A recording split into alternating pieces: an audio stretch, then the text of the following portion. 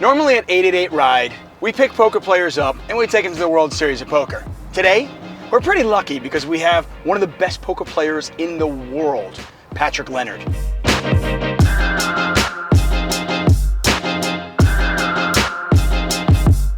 Unfortunately, Pads was knocked out of the main event. So to blow off steam and to help him out, we're gonna take him somewhere else. Patrick, where can we take you to, my friend? We're going to play some soccer at the World Cup of Soccer, we do this every year. Basically, about 200 poker players from about 20 different countries all come together and fight for glory on the soccer field. I love it. You know, it's interesting actually, because I've seen there's a huge parallel between, you know, being competitive on in the athletic stadium, so to speak, yeah, and poker players as well.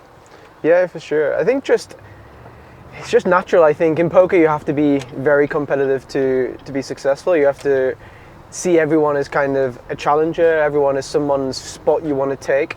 There's always kind of this food chain of poker players. You know, you come to Vegas when you're 21, you play maybe the $200 dailies, and you see the guys in maybe the daily 500s, and you're like, you know what, next year I'll come and take his space. And then you come back the next year and you see the guys playing like the World Series event, you're like, wow, I would love to come and play a World Series event, you know?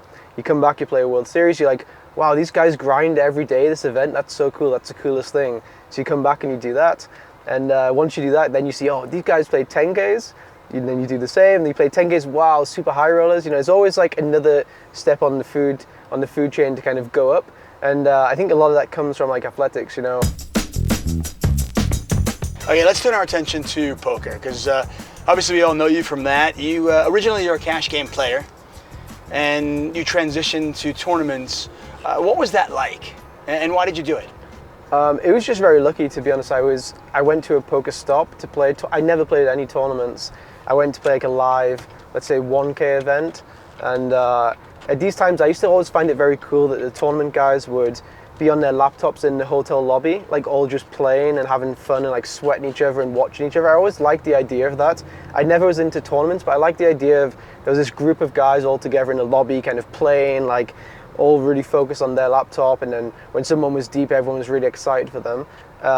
So I got my laptop out, I played, and I won, I think, 4 tournaments that day. That day? Yeah, just like really lucky. I was very bad. I had no idea. I was going to say, yeah, you any idea what you're doing? No, not really. Not really. I was just winging it, but I was getting very lucky. The main event. Yeah. Okay.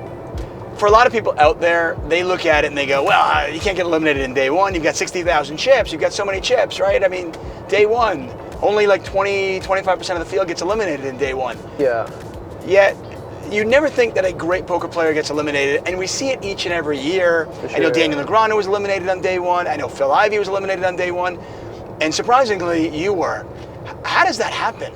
I think first of all, you should be all in a lot on day one as like bluffing. Like a lot of people, like you said, people don't want to bust on day one, so you should be putting people to the test a lot. You can't. A lot of people say you can't win the tournament on day one, but you can get, you know, gather a lot of chips. You can get a big stack ready for day 2, ready for day 3.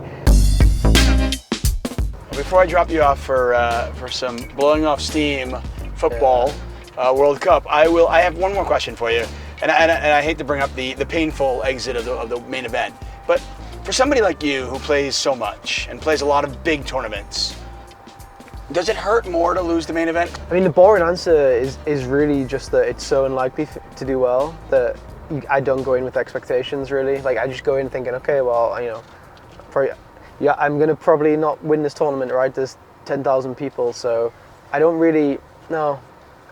You have a sense of emptiness for like a couple of hours, but no, like there's a 1500 PLO today, and I'm just as excited to play that as I was the main yesterday. Like, if not more excited, because it's like 3 different games, it's more fun, it's 6-handed, it's quicker. So like, if anything, I'm even more excited to play today than yesterday. I think you always just have to be focusing on the next tournament, really. There'll always be another main event, you know. I'll be there next year, I'll be there the year after. Hey, Pat, thank you so much, man. No, thanks for the ride. Ubers are expensive here, so it's good.